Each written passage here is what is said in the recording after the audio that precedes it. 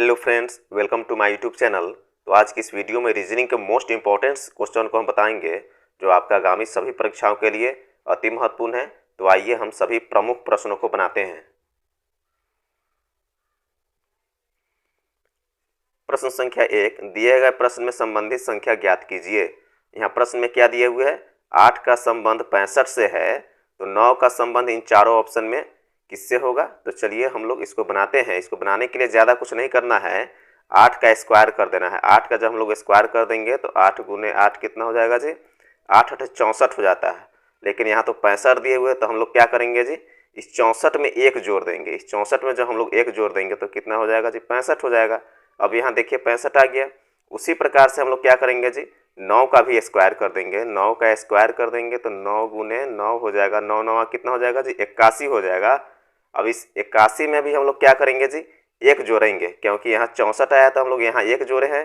तो यहाँ भी 81 आया तो हम लोग क्या कर देंगे जी, यहाँ भी एक जोड़ देंगे। तो 81 एक कितना हो जाएगा जी, 82 हो जाएगा। यही 82 जो है इस प्रश्नवाचक चिन्ह के स्थान पर नोट होगा। यही 82 इसका आंसर है। तो चलिए हम लोग ऑप्शन में देखते हैं किस ऑप्शन में 82 दिए हुए हैं। तो ऑप्शन ए में 82 दिए हुए, तो इसका राइट आंसर ऑप्शन ए हो जाएगा। तो चलिए हम लोग नेक्स्ट प्रश्नों को बनाते हैं।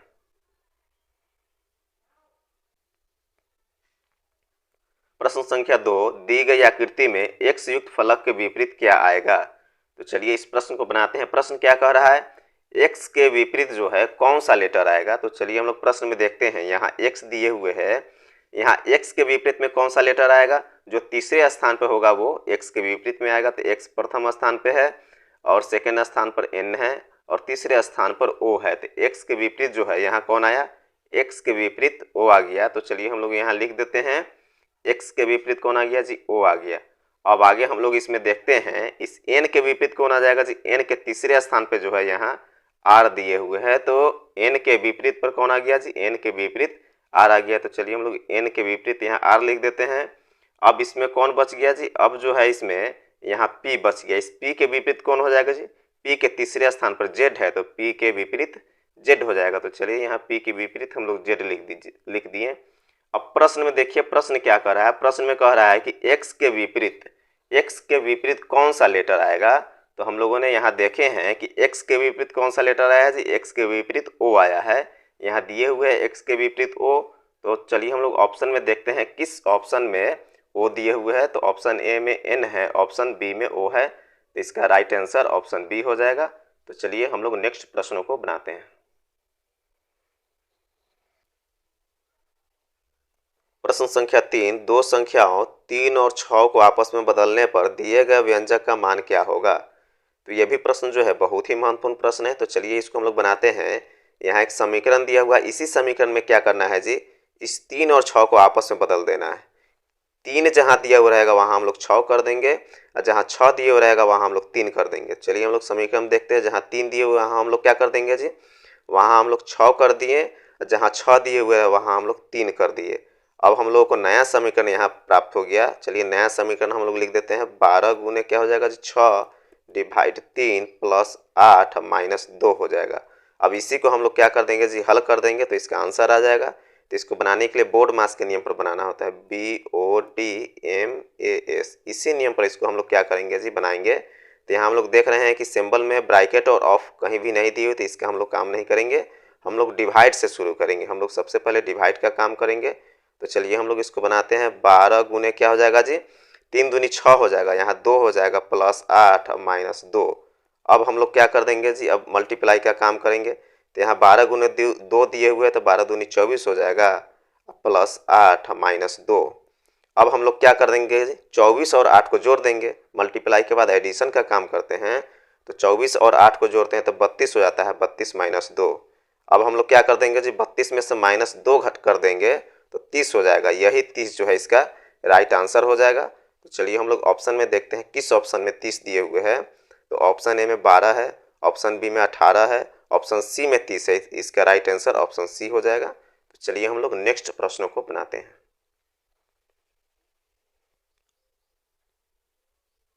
प्रश्न संख्या 4, जगेश 8 किलोमीटर पूर्व दिशा में चलता है और फिर मुड़कर 3 किलोमीटर दक्षिण दिशा में चलता है। अब वह फिर मुड़कर पश्चिम दिशा में 8 किलोमीटर तक चलता है। तो प्रारंभिक स्थान से वह वर्तमान में कितनी दूरी पर है। तो यह भी प्रश्न जो है बहुत ही महत्वपूर्ण प्रश्न है। तो इसको बनाने के लिए दिशा का ज्ञात होना जरूरी है। तो चलिए हम लोग यहाँ दिशा पहले बना लेते हैं। यहाँ हम लोग डायरेक्शन बना लेते हैं। ऊपर क्या हो जाएगा जी, ऊपर उत्तर हो जाएगा, नीचे दक्षिण हो जाएगा और दाहिने तरफ पूर्व हो जाता है, बाएं तरफ पश्चिम हो जाता है। इसी डायरेक्शन की मदद से हम लोग क्या करेंगे जी, इस प्रश्न को बनाएंगे। प्रश्न में क्या करा है, जगेश 8 किलोमीटर पूरब दिशा में चलता है। मान लीजिए कि जगेश यहाँ है, यहाँ से 8 किलोमीटर पूरब की तरफ चलता है। अब आगे प्रश्न में देखिए, प्रश्न क्या कर रहा है, और फिर मुड़कर 3 किलोमीटर दक्षिण दिशा में चलता है। अब यहाँ से वो दक्षिण दिशा में 3 किलोमीटर तक चला, यहाँ 3 लिख दिए, 3 किलोमीटर। अब वह फिर मुड़कर पश्चिम दिशा में 8 किलोमीटर तक चलता है। फिर यहाँ से मुड़ गया और 8 किलोमीटर तक फिर क्या हुआ जी, यहाँ तक चला। अब आगे प्रश्न क्या कर रहा है, तो प्रारंभिक स्थान से वह वर्तमान में कितनी दूरी पर है। पहले कहाँ था जी, पहले यहाँ था, अब यहाँ आ गया। मतलब यहाँ से यहाँ तक की दूरी जो है, यहाँ से यहाँ तक की दूरी इसमें ज्ञात करना है। तो इधर देखिए, इधर जो है 3 किलोमीटर दिए हुए हैं, तो इधर भी क्या हो जाएगा जी, इधर का भी दूरी जो है 3 किलोमीटर हो जाएगा। मतलब प्रारंभिक स्थान से वह वर्तमान में अभी जो है 3 किलोमीटर दूरी पर है। कितना किलोमीटर, 3 किलोमीटर दूरी पर है। यही 3 किलोमीटर जो है इसका राइट आंसर हो जाएगा। तो चलिए हम लोग ऑप्शन में देखते हैं, किस ऑप्शन में जो है 3 किलोमीटर दिए हुए हैं। तो ऑप्शन ए में जो है 3 किलोमीटर दिए हुए हैं, तो इसका राइट आंसर ऑप्शन ए हो जाएगा। तो चलिए हम लोग नेक्स्ट प्रश्नों को बनाते हैं। प्रश्न संख्या 5, निम्नलिखित प्रश्नों में अक्षरों का कौन सा समूह खाली स्थानों पर क्रमवार रखने से दी गई अक्षर श्रृंखला को पूरा करेगा। यहाँ एक सीरीज दिया हुआ, इसी सीरीज में क्या करना है जी, खाली स्थानों को भरना है। तो इसको बनाने के लिए क्या किया जाएगा जी, खाली स्थान और जितने लेटर्स है उसको गिन लेना होता है। तो चलिए हम लोग गिनते हैं, 1 2 3 4 5 6 7 8 9 10 11 12। इसमें खाली स्थान और जितने लेटर्स है टोटल को मिला करके कुल 12 हुए। अगर 12 हो या 16 हो तो उसको क्या कर लेना होता है जी, 4 को एक ग्रुप बना लेना होता है।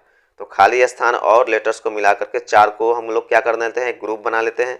यहाँ से एक ग्रुप बन जाएगा, फिर यहाँ से एक ग्रुप बन जाएगा। मतलब सभी में जो है 4 आ गए हैं खाली स्थान को मिला करके। अब हम लोग देखेंगे प्रथम ग्रुप में यहाँ जो है खाली स्थान दिए हुए हैं, उसके बाद क्यू दिए हुए, उसके बाद खाली स्थान दिए, फिर आर दिए हुए हैं। यहाँ क्या डलाएगा जी, पहले यहाँ जो है पी डलाएगा, क्योंकि सेकेंड वाले ग्रुप में देखिए पहले क्या दिए हुए, सेकेंड वाले ग्रुप में पहले पी दिए हुए हैं।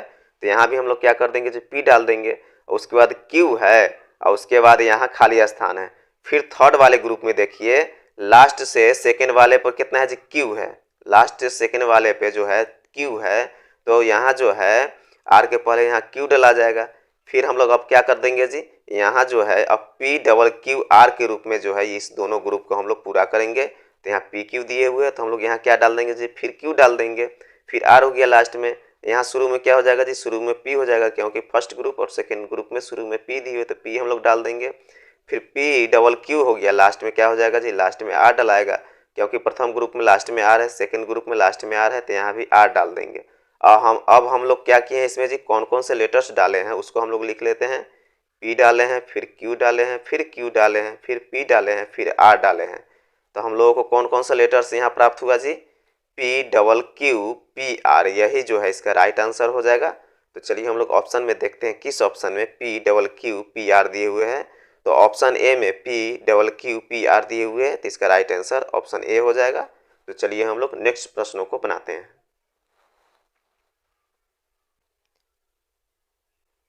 प्रश्न संख्या 6, दिए गए विकल्पों में से लुप्त संख्या ज्ञात कीजिए। प्रश्न क्या कर रहा है जी, लुप्त संख्या ज्ञात करना है, मिसिंग नंबर ज्ञात करना है।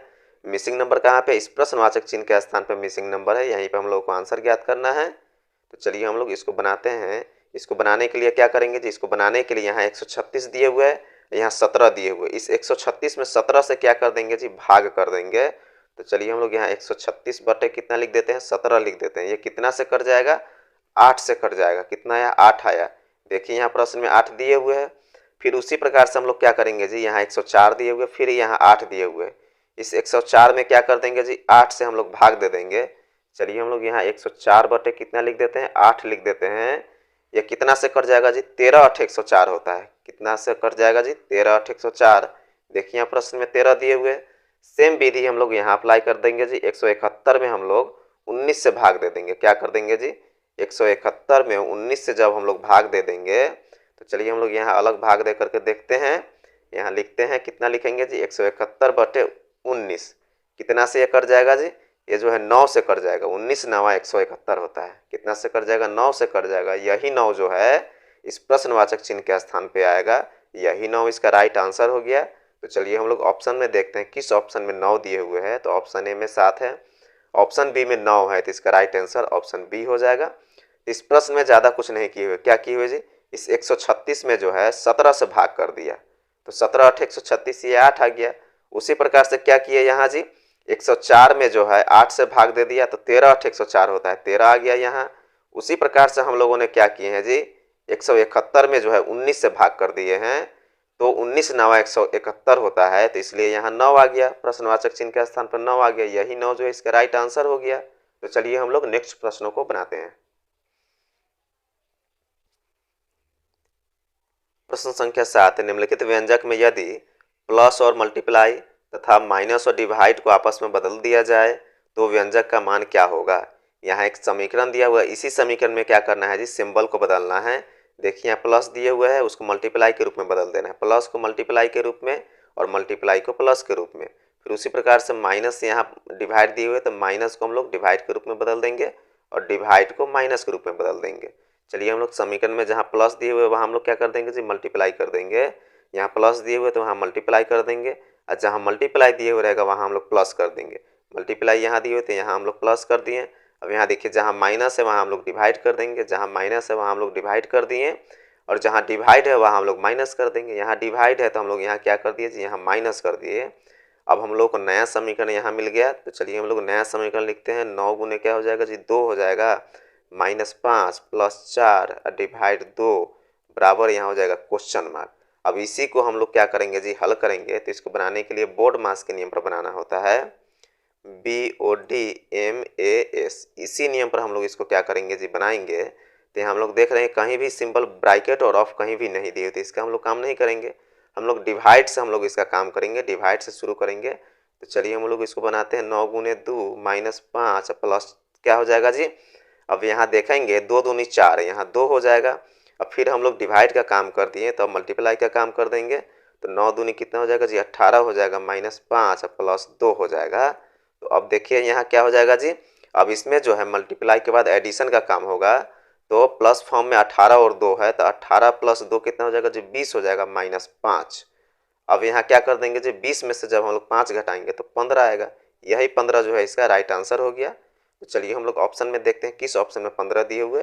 तो ऑप्शन डी में यहाँ 15 दिए हुए, तो इसका राइट आंसर ऑप्शन डी हो जाएगा। तो चलिए हम लोग अगले प्रश्नों को बनाते हैं।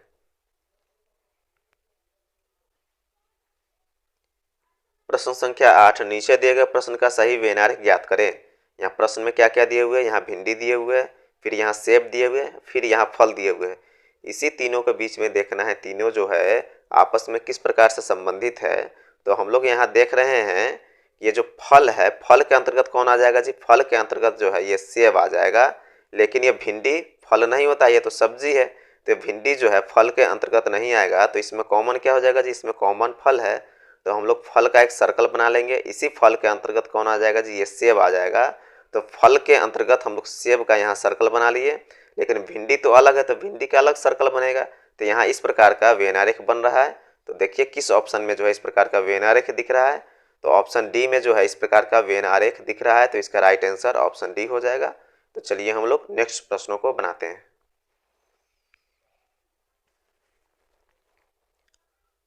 प्रश्न संख्या 9, 50 छात्रों की कक्षा में मदन के रैंक शीर्ष से 20वीं है, तो अंत से उसकी रैंक कितनी है। तो यह भी प्रश्न जो है बहुत ही महत्वपूर्ण प्रश्न है। तो चलिए इसको हम लोग बनाते हैं। इसको बनाने के लिए एक ट्रिक है। ट्रिक क्या है जी, टोटल बराबर होता है अपर प्लस लोअर -1 हो जाता है। इसी ट्रिक पर हम लोग इसको क्या करेंगे जी, बनाएंगे। तो इसमें टोटल छात्रों की संख्या 50 है, तो हम लोग टोटल के सामने यहाँ 50 लिख देंगे।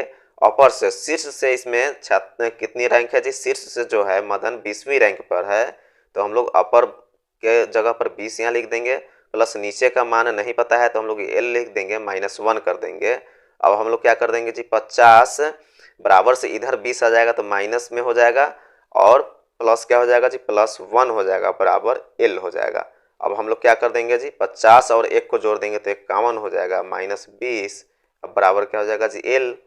अब 51 में से 20 जब हम लोग घटाएंगे तो 31 हो जाएगा बराबर एल। मतलब लोअर बराबर कितना आया जी, नीचे से रैंक जो है उसका 31वां आया, मतलब 31 आया, यही 31 जो है इसका राइट आंसर हो जाएगा। तो चलिए हम लोग ऑप्शन में देखते हैं किस ऑप्शन में 31 दिए हुए हैं। तो ऑप्शन ए में 31 दिए हुए हैं, तो इसका राइट आंसर ऑप्शन ए हो जाएगा। प्रश्न संख्या 10, दी गई आकृति में कितने त्रिभुज है। यहाँ एक आकृति दिया हुआ है, इसमें देखना है कि टोटल त्रिभुजों की संख्या कितनी है।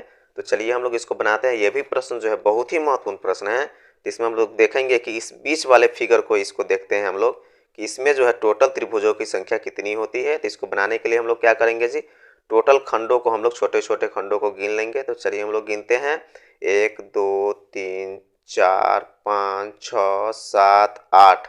अब इसमें हम लोग देखेंगे कि इसमें बड़ी संख्या कौन है, 8 जो है बड़ी संख्या है। तो इसमें हम लोग क्या कर देंगे जी, इस 8 में बड़ी संख्या में 2 से मल्टीप्लाई कर देंगे तो 8 दूनी कितना हो जाएगा जी, 16 हो जाएगा। मतलब इसमें जो है टोटल त्रिभुजों की संख्या 16 है। अब बाहर वाले हम लोग आकृति को देखेंगे कि इसमें जो है टोटल त्रिभुजों की संख्या कितना है। तो हम लोग इसको भी क्या करेंगे जी, उसी प्रकार से हम लोग इसको भी हम लोग गिन लेंगे। तो चलिए हम लोग इसको गिनते हैं 1 2 3 4 5 6 7 8। इसमें भी जब हम लोग काउंट किए थे कितना है जी, 8 आया। अब इसमें देखेंगे कि बड़ी संख्या कौन है, इसमें भी बड़ी संख्या 8 है। तो हम लोग क्या करेंगे जी, उस बड़ी संख्या 8 में हम लोग 2 से मल्टीप्लाई कर देंगे तो 8 दूनी कितना हो जाएगा जी, 16 हो जाएगा। अब हम लोग क्या कर देंगे जी, 16 और 16 को दोनों को आपस में जोड़ देंगे तो 6 6 12 हो जाएगा, 12 के 2 हासिल 1 हो जाएगा, 1 1 2, 1 कितना हो जाएगा 3 हो जाएगा। मतलब इसमें टोटल त्रिभुजों की संख्या कितना है जी, 32 आ गया। यही 32 जो है इसका राइट आंसर होगा। तो चलिए हम लोग ऑप्शन में देखते हैं किस ऑप्शन में 32 दिए हुए हैं।